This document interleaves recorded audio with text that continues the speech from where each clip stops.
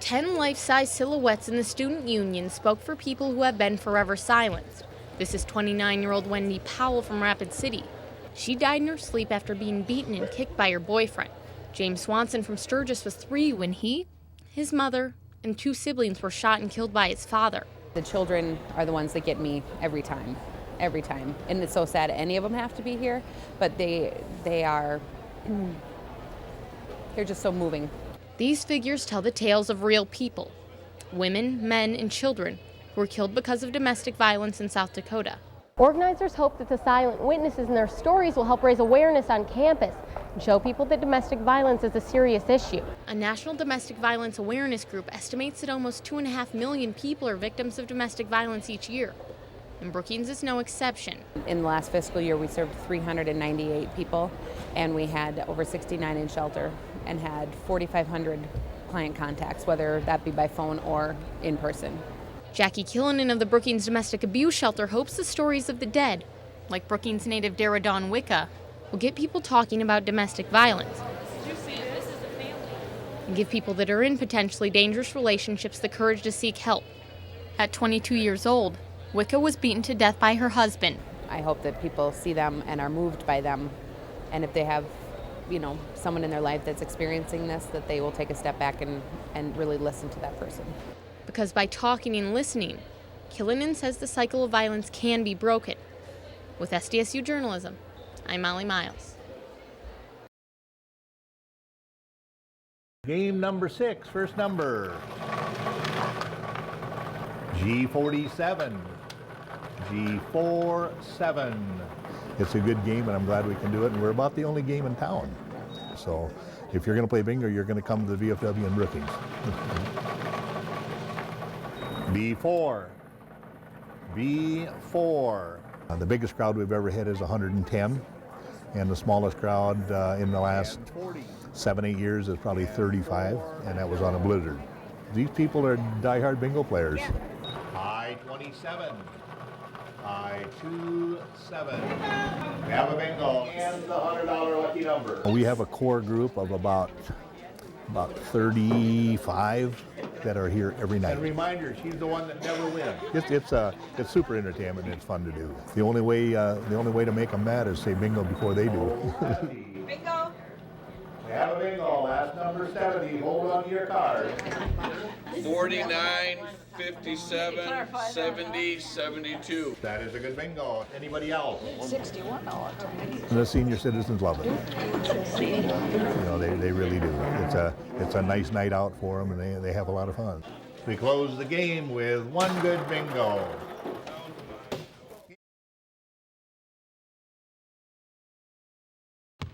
She is going down as one of the greatest players to play.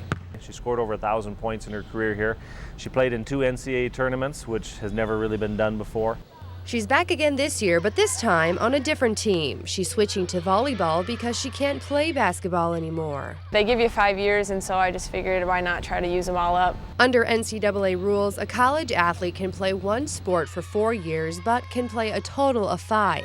And while she has just a short time to perfect her volleyball skills, Ketty isn't afraid of failure. I'm really not afraid of that, not reaching certain standards in volleyball. Like, my whole goal with volleyball was just to help the team out in any way. And even though Ketty Korneman is playing a different sport this year, there's no doubt in Coach Johnson's mind that fans will still come out to pack these seats in Frost Arena to watch her play. I just think it's fun for them. They get to know our student athletes on a personal level. Johnston says being in Brookings means you have that kind of interaction. And when you get a chance to keep people around a little longer, that makes the fans a little happier. But it will be a bittersweet ending for Korneman. After volleyball, I'll probably be kind of lost in the world for a little while, but I'll find something to consume my time. In December, we'll see if those new shoes fit. For SDSU Journalism, I'm Alex Hoffman. This one. Waltzes, polkas, two-steps, country, rock and roll. You got to know it all.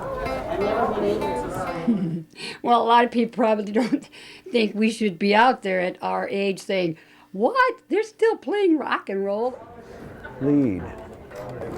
That's it for that. Can't move that.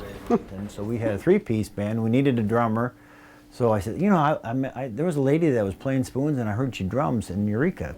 Well, what if we put it over there between those two tables?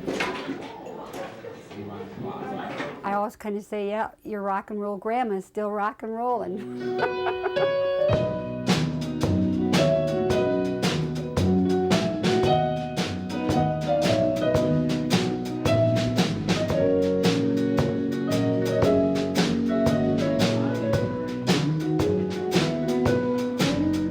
There aren't too many out there playing with like distortion and, you know, playing the songs that are kind of a little more contemporary, so that's a little bit unique.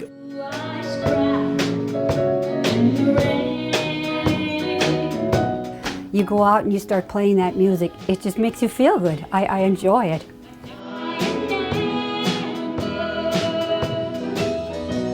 You know, just to go out there and have fun that way. Shake a leg. Yeah.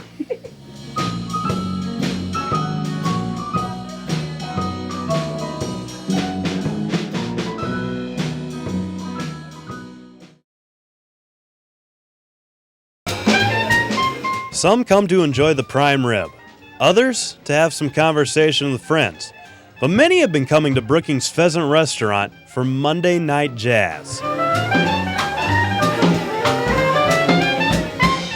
Tonight, the Johnson-McKinney Quintet is the featured attraction, and with the crowd slightly thinner with SDSU's women's basketball team doing battle over on campus, they're more than happy to play sports reporters in between songs.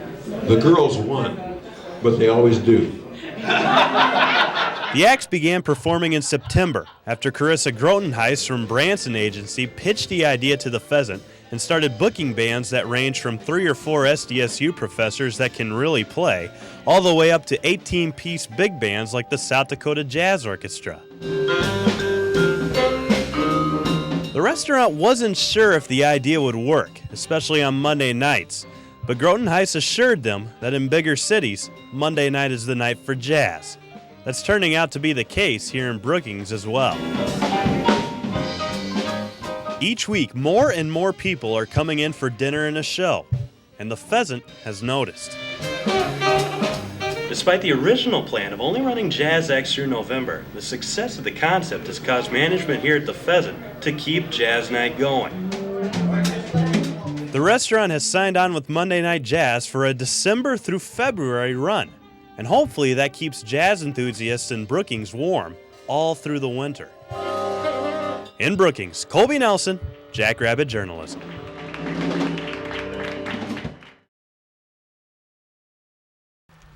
Last year, Brad Dahl was battling some major weather woes. This year, not so much. Worked till a week before Christmas last year. And, this year should be way done way before Thanksgiving with everything, field work, everything, which will be really nice. Dahl was one of the lucky ones, saying this is one of the best harvests he's had in years. My corn's way better than most years, so I'm very happy. And the fact that Dahl isn't alone despite the flooding that plagued South Dakota this summer is something most people weren't expecting. This is one of the most complicated cropping years I've ever seen, and I've been through 28 cropping years here. Bob Hall, a crops expert for the South Dakota Cooperative Extension Service, says not many farmers will have horror stories about bad yields due to flooding when they head to elevators across the state this fall. Maybe 10% range, maybe lower than that, somewhere around there possibly. And depending on what part of the state they were in, some farmers are actually suffering from a different extreme. In some areas, spotty areas around the eastern part of the state, we had some drought stress.